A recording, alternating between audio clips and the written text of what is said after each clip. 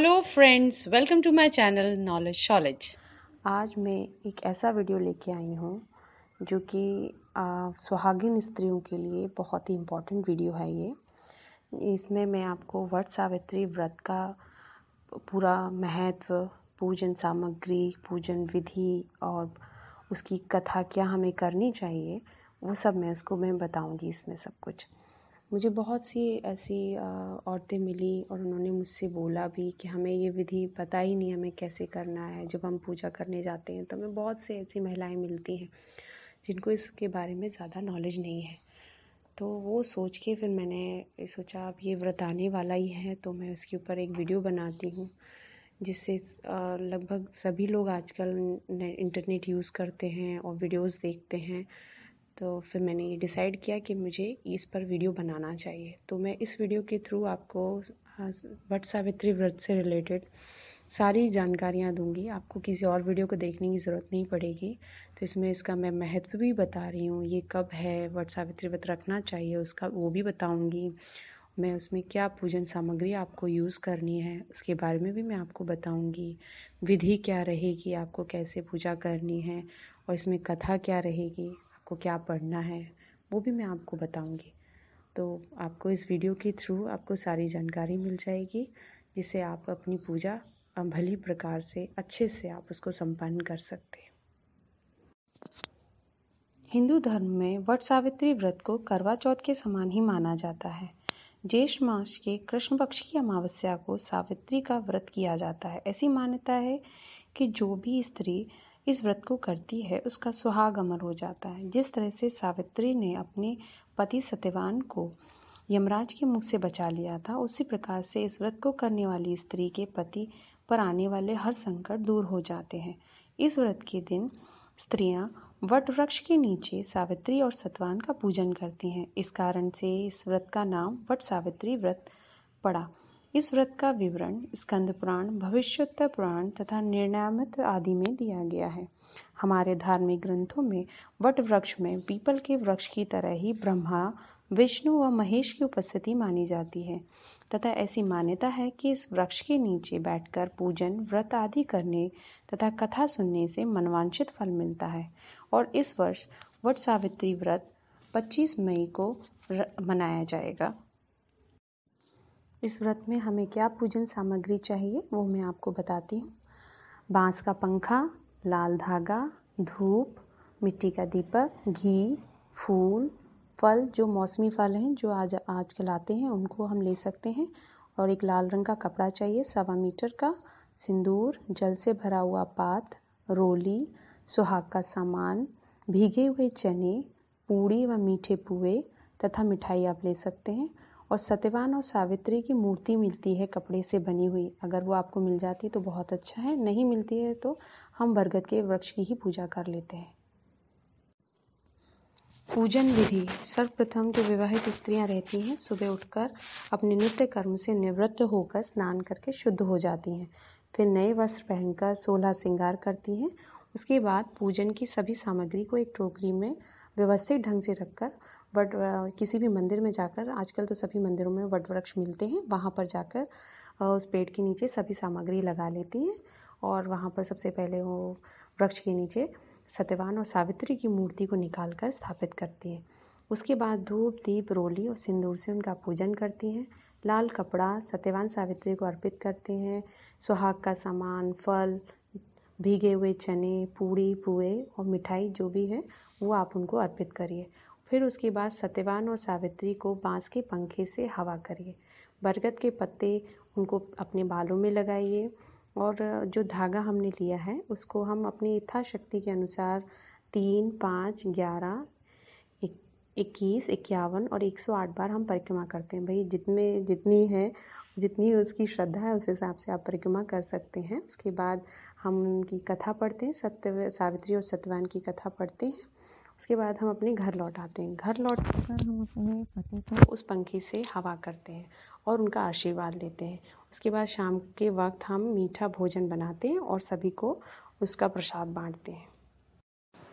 वट सावित्री व्रत कथा। सावित्री भारतीय संस्कृति में एक महान ऐतिहासिक चरित्र हुई है। सावित्री का जन्म भी विशिष्ट परिस्थितियों में हुआ था। कहते हैं कि भद्र देश के राजा अशुपति की कोई संतान न थी। उन्होंने संतान की प्राप्ति के लिए अनेक वर्षों तक तप किया, जिससे प्रसन्न हो देवी सावित्री ने प्रकट होकर उन्हें पुत्री का वरदान दिया, जिसके फलस्वरूप राजा को एक पुत्री प्राप्त हुई और उस कन्या का नाम सावित्री ही रखा गया। सावित्री सभी गुणों से संपन्न कन्या थी, जिसके लिए कोई योग्य वर न मिलने के कारण सावित्री के पिता दुखी रहने लगे। एक बार उन्होंने अपनी पुत्री से कहा कि तुम स्वयं ही वर को तलाश लो। उन्होंने उसको तलाशने के लिए भेज दिया। इस खोज में सावित्री एक वन में जा पहुंची, जहां उसकी भेंट एक साल देश के राजा द्युमत्सेन से होती है।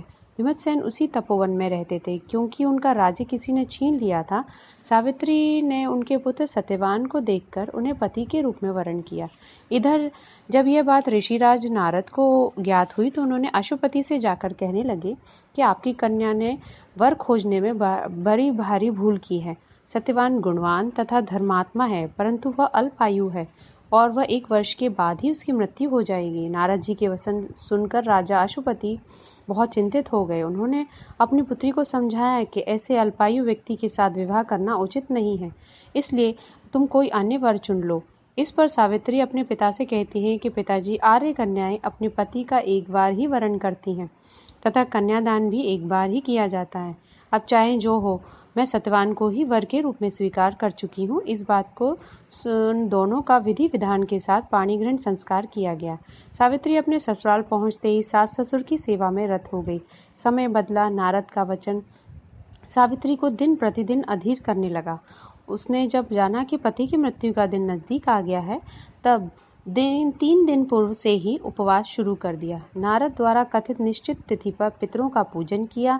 नित्य की भांति उस दिन भी सत्यवान अपने समय पर लकड़ी काटने के लिए चला गया, तो सावित्री भी सास ससुर की आज्ञा से अपने पति के साथ जंगल में चलने के लिए तैयार हो गई। सत्यवान वन में पहुंचकर लकड़ी काटने के लिए वृक्ष पर चढ़ गया।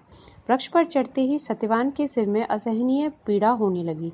वह व्याकुल हो गया और वृक्ष से नीचे उतर गया। सावित्री अपना भविष्य समझ गई थी तथा उसने अपनी गोद का सिरहाना बनाकर अपने पति को लिटा लिया। उसी समय दक्षिण दिशा से अत्यंत प्रभावशाली महिषासुर यमराज को आते देखा। धर्मराज यमराज सत्यवान के जीवन को जब लेकर चल दिए तो सावित्री भी उनके पीछे पीछे चल पड़ी। पहले तो यमराज ने उसे देवी विधान समझाया, परंतु उसकी निष्ठा और पति परायणता देख कर उसे वर मांगने के लिए कहा। सावित्री बोली, मेरे सास ससुर वनवासी तथा अंधे हैं, उन्हें आप दिव्य ज्योति प्रदान करें। यमराज ने कहा, ऐसा ही होगा और अब तुम लौट जाओ। यमराज की बात सुनकर उसने कहा, भगवान, मुझे अपने पतिदेव के पीछे पीछे चलने में कोई परेशानी नहीं है। पति के पीछे चलना मेरा कर्तव्य है।